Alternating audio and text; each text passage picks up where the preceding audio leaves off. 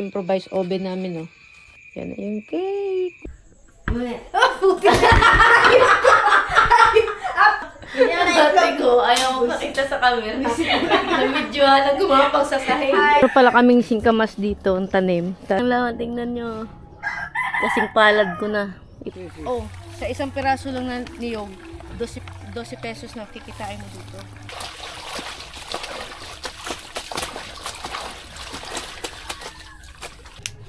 Wow.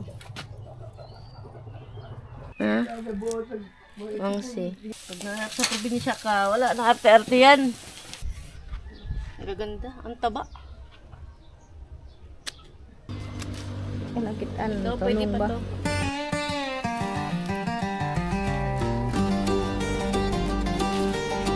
Guys, so ngayong araw na to ay nandito tayo sa Pasay. Yun, nag-i-impake tayo ng gamit. So, yung mga gamit ko. Kasi nga, uuwi tayo ng latest. Ang alam ng magulang ko, papabagahe lang ako ng gamit at ipapadala ko to through GNT. So, hindi nila alam na kasama pala ako sa uwi. Tipid muna siya, May. Good for two. Wala ng pera eh. Kaya tipid muna. Huwag ng tubig. Ito na lang. May nakaiwan ng kape. Ito na lang siguro. Wala kami tubig eh. Goodbye 3K. Ayun na yung 3K namin, oh. 3K plus additional na 400. Tapos ko naman kung sino, wala kami mga bitbit. Wala kaming bitbit, pero mamaya pagbaba, ang dami naming bitbit. Problema ang malaki. Imbis na kalusot na kami sa baggage namin, doon naman kami sumabit sa monitor. So nakapagbayad kami ng 3K, halos 3K kasi 5 sa monitor, tas kailangan pa kasing i-wrap siya, babox. So nagbayad ulit kami ng 450. Imbis na una talagang bagahe namin 20 kilos lang. Ngayon nag-add kami ng another 20 kilos, tas last minute nag-add na naman kami ng 4 kilos. Kasi iniisip namin parang kulang talaga. Akala namin makakapagpahinga na kami. Gawa nung nalusutan namin yung baggage namin 40 kilos. Problema naman sumabit kami sa monitor. Ang sabi doon, hold kami at ang sabi kailangan talagang i-baggage. Separate baggage para sa for safety. Wala naman kalagay. So ini-expect namin pwede lang siya i-hand carry. Sobrang scam talaga. So kaya pag nagbibitbit kayo ng computer monitor, i-secure din na kaagad.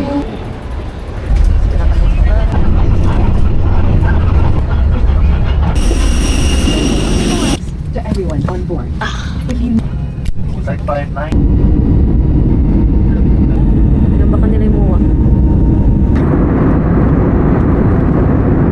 Her! Her!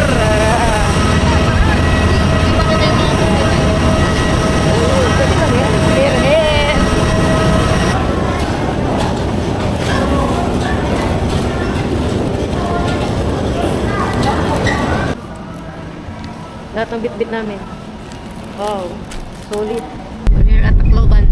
Bilang yung tao. Ang ibang pasahero.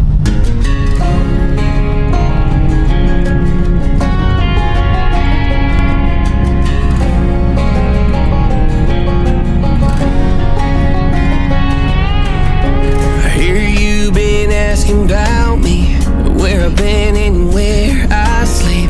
It's hard to find me if you really want to. Turns past that takes a cool sign. Same ball cap, same moon boots. Trying to outrun the thought of you, but in standing true, don't stop. You can't live in a town this small. You can change your mind, but not your past. Every mile just feels like moving back. You can change my Tatay. Ayo! Asmin yun na ah?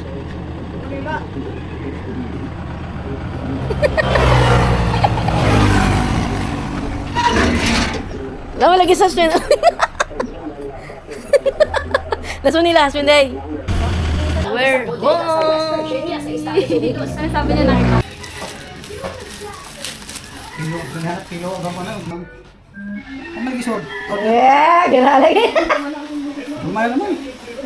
So sabi ng ate ko mag-harvest daw kami kasi meron pa rin mga harvestin na gulay dito sa likod ng bahay namin. So yan. Yan yung mga talong namin bagong tanim nila. Yan. Ang tataba. Yan yung ano namin kalamansi. Dragon fruit. Dami na rin dragon fruit na harvestin oh. Ito. Naman dragon fruit nasa lupa. Ayan yung bulaklak ng dragon fruit. Tapos, dito tayo dadaan. Ipapakita akong dragon fruit dito. Mula na pumunta si nanay sa Cebu, hindi na naalagaan ng maayos yung gulayan niya. So, tignan nyo, sobrang ano na. Yung iba nalalanta na, tas ang dami na rin mga tumubo na mga damo. You know? May tangalad, talbos ng kamote dyan. Tapos dito may daw ng sibuyas. Dito na portion ang palaya. Sigarilyas to, sobrang dami na. Sobrang labong na. Nagkuha na. Patola. Yan oh. Ang lalaki na. Pwede pa man siguro ni patula hawa. Ito ng lutoon.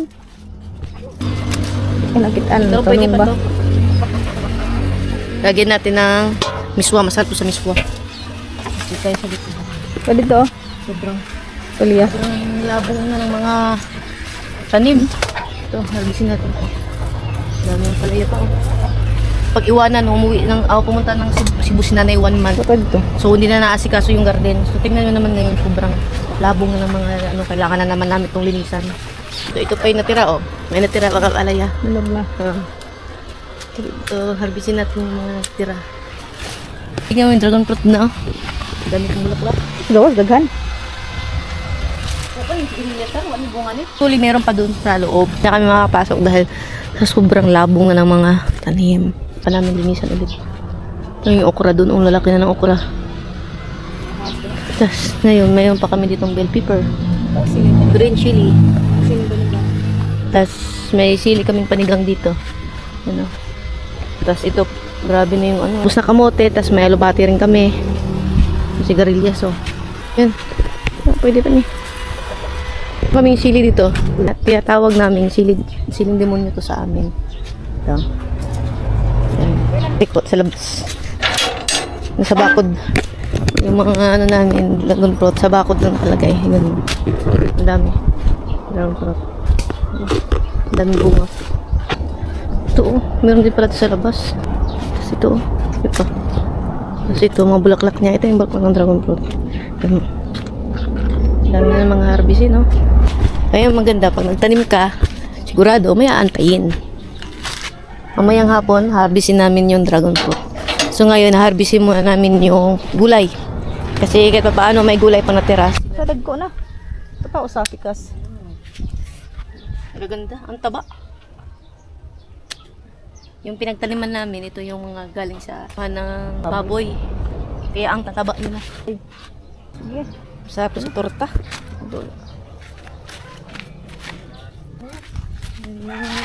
May tanim talaga. May aabutin. Ngayon guys, mag-harvest kami ng dragon fruits. Wow! Hindi kita. Ayan, pao ka. Parang nagalaw ko na yun. Ang dami. Pag nagalaw kasi itong mga ano, matay. Oo, kaya dapat dandahan. Yun o. Kasi na to. Dapat paabutin natin dumilaw tulad ng ito eh. Dilaw pink yan eh. Kahit maabu kasi siguro. Ngayon ay lulutuin natin yung harvest namin ng palaya. Yan, lulutuin namin siya ngayon. Ito yun, harvest ko.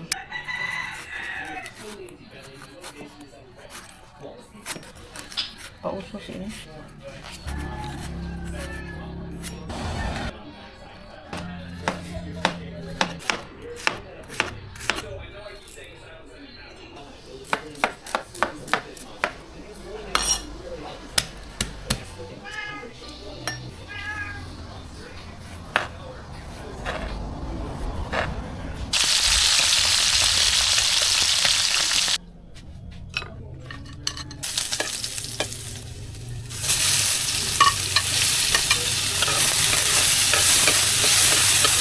Saba.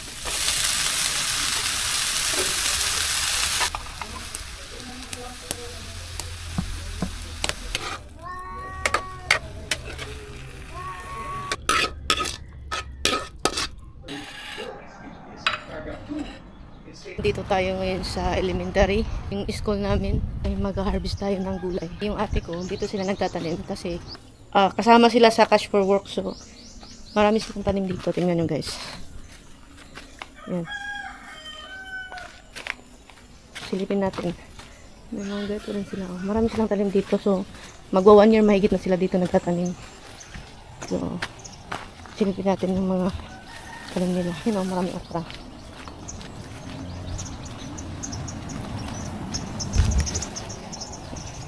Dito na side may ang palaya dito. Kasi na. So, ito yung okra nila. Yung kamote. Tapos dito, dahon ng sibuyas. Diyan na part sa loob. Puro talong. Bagong tanim nila ng talong. Yan. Harvest nila, tinitinda nila to. Binibenta nila. Tapos, nagre-record sila kung magkano yung na-harvest nila sa isang araw, kung ilang kilo. Tapos, nire-report nila yung sa agriculture. Dito pumunta kami kasi kumuha lang kami ng talbos na kamote para gulayin namin.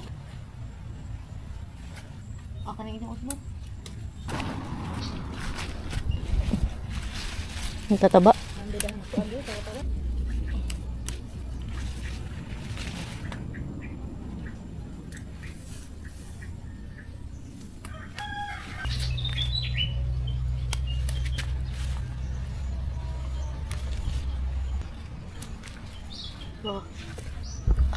Yan, okay. Itong garden na to, ito yung garden namin dati nung elementary pa kami.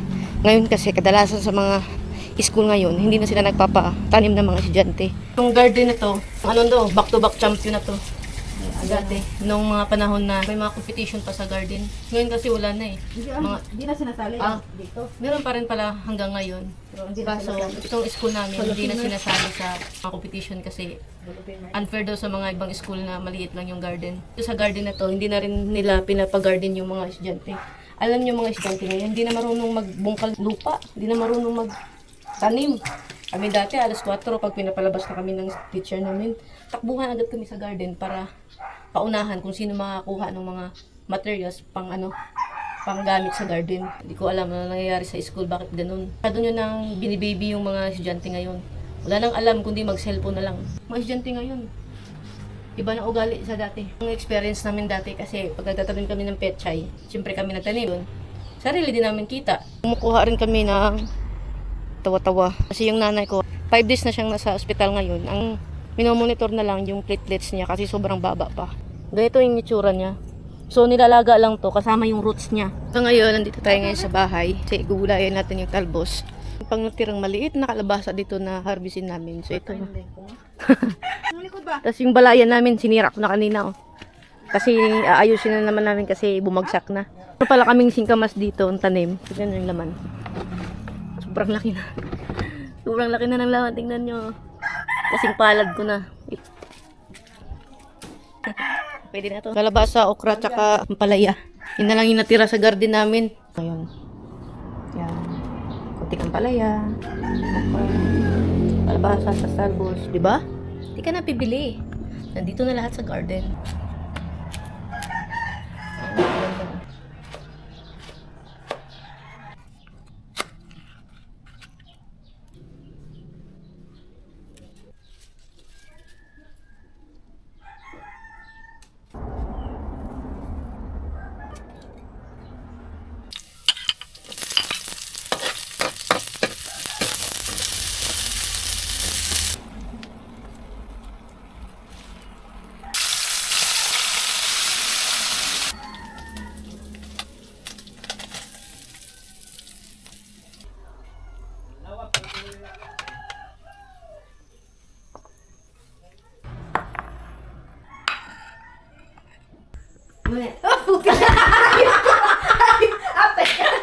Ayun ka, accomplish ka ba? Dati ko, ayaw ko makita sa camera. Na-video na gumapang sa sahig. Ayaw. Guys, so ngayon gagawa kami ng kamote cake. Ito na yung kamote, minash namin. Meron kaming butter. Ito, margarine. Nabibili lang sa palengke. Tapos imimix lang yan. Sobra na margarine na din. Uy, mga kulit, kainin. Ang dami sobra. Basta mabalik mo rin yung balat. Uy, hindi na. Kailangan niya. Na. Tapos, itong lagayan na to, nilagyan ko lang ng margarine. Para hindi tumikit yung cake. So, lipat na natin. Kamote cake na. Saan pa pala yung improvised oven natin? So, wait natin matapos. So, malaking kaldero. Ang aming oven. Mainit na. Pero nga, i-balance ha. Hirapan ka sa kalisod tuloy. Balance ni mo? Matumba. Guys, kakagising ko lang. So, hindi ko na naantay yung pagka-luto ng cake kagabi. So, yung ate ko na nagantay kasi sobrang antok na ako. So, ito na pala yung cake ngayon. So, nabawasan na daw, sabi ng ate ko. Binawasan na ng tatay ko. Hindi nakapag-antay. So, ito yung itsura niya. Tcharan! Ito. Yun, sarap. Parang bibingka. Ganyan siya. Itsura niya. Tapos, ito yung laman. Sobrang fluffy. Ito. Cake na cake talaga siya. Sobrang fluffy. Masarap talaga siya sa kape. Ganitong kasi. Masarap siya sa kape. Harap. Ang harap. So, pwede ka na magtinda ng cake na ganito. Actually guys, sa mga hindi nakakaalam, sabagay, hindi ko naman kasi sinasabi to. Ate ko talaga, tapos yan ng course ng food prep. So, kadalasan sa mga niluluto nila doon, yung nag-aaral ko siya ay halos puro cake. Pero yung pag-bake sa kaldero is nakuha lang niya sa internet. Meron talaga kaming oven, pero nasira kasi, so hindi na kami bumili. Nakaisip sila ng ibang paraan para makapag-bake para mag-bake. So, yun nga, yung kaldero. Kasi may napanood sila sa Facebook na kung walang oven, pwedeng kaldero. So, yun. Nag-try sila. So, ito na nga. So, nakakapag-bake pa rin kami kahit wala kaming oven. Ay, so, ngayong araw na to is magbabanlaw kami. Oh. Ito yung mga damit na nilaban ni Marjorie. Gabi. Kasi mainit na. Sayang yung araw. Let's go. Tuturo ko kayo. Doon ako ba? Pinaka-school. Yan ang kagib. Ayan tayo. Nahirapan ako sa kalisod. Ay!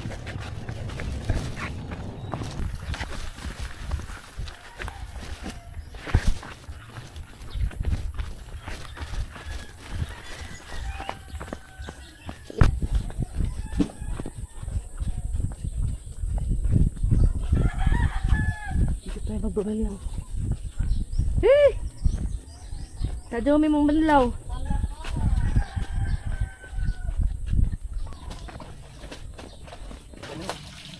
Apo.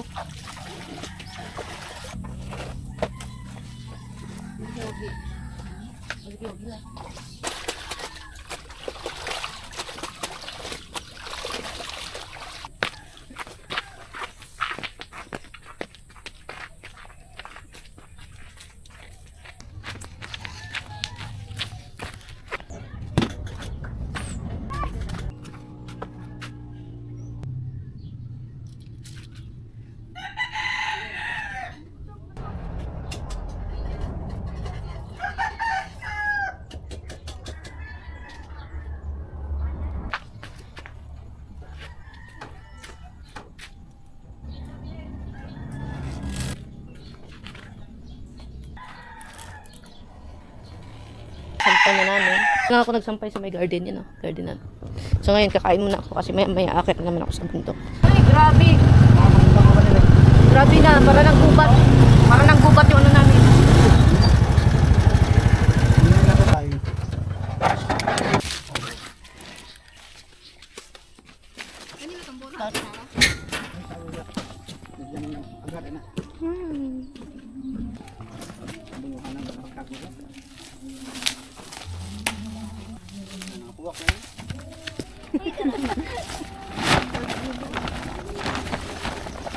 Go, Russell. Go.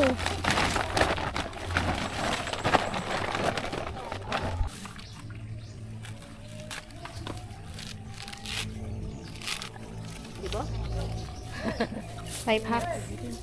It's not life hacks. Hindi mo pasak ka. Hindi dapat ka na-explain mo bakit ka naghahanap ng ganyan.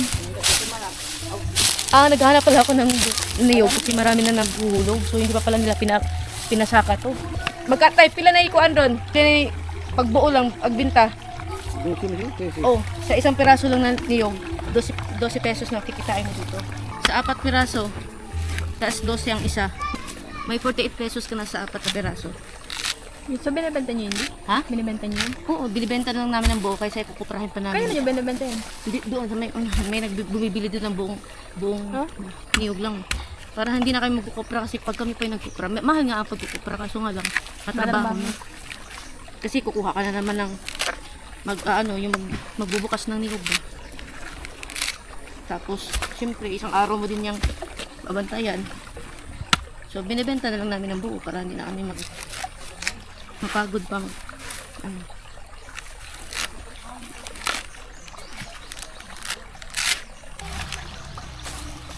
Tara, dito tayo. Ubus na saging yung hahabisin natin. Yung hahabisin. Mali. Long send ka mo. Ubus natin. Dami pa oh. Dami nga. Wala na kasi dito yung mga bata tayo noon. Wala na kasi yung mga bata na nakatira dito malapit na. Wala kang nilo. Na ano ba, yung taga-kuha ng mga pulog ng mga nilog. Yun, ada pang anak ng nilo. Sa una nung andyan pa nakatira, wala kaming makukuha na. Wala na kayo. Kasi dinadala na unahan na kami ng ano. Nasaan na sila ngayon? Lumipat na naman. Ah. Bilhin siya nga naman, bilhin. Pag ito talaga na, ano talaga dito, marami ko yan. Kailangan talaga i-mower ko. Wala na kasi nag-mower ko. Siguro pag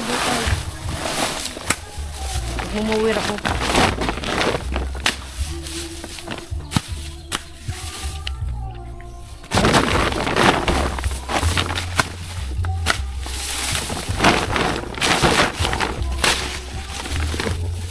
Niyog lang po. Ang ganda.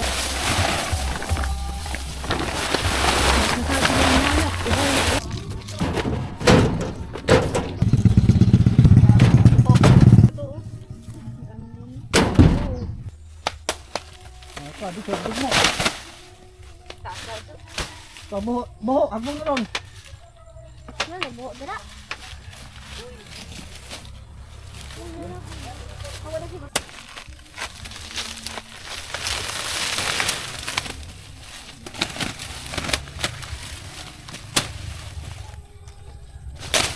Latundan to guys, oh. Latundan.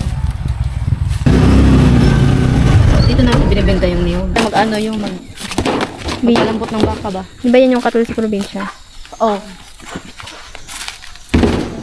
Pag nalunong ng baka, makakumulo na, hindi na lang. Oo, parang the hole. Pag nagpalambot ka ng baka, itong maganda ilo. Patay doon, alam ang pagbuhay mo. Parang ginabasa at kuan dong.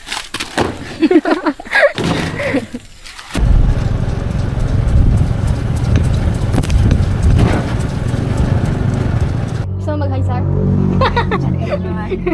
Hi guys. Hi lang naman eh. Tagyan na rin dalawa. Hi lang ba? Hi guys. Hello. Dali ba?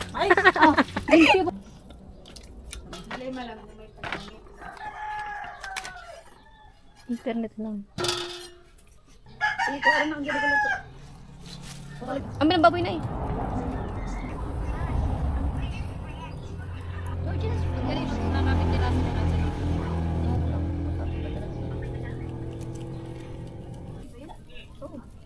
May isa ba ka doon?